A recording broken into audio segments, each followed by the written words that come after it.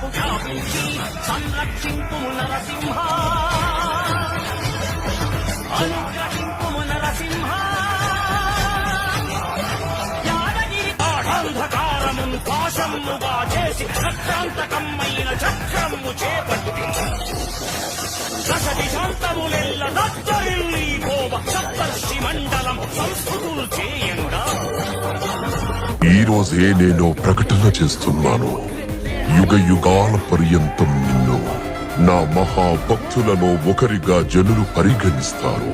ఎవరైతే నిన్ను భక్తితో పూజిస్తారో వారు నిస్సందేహం చూడగా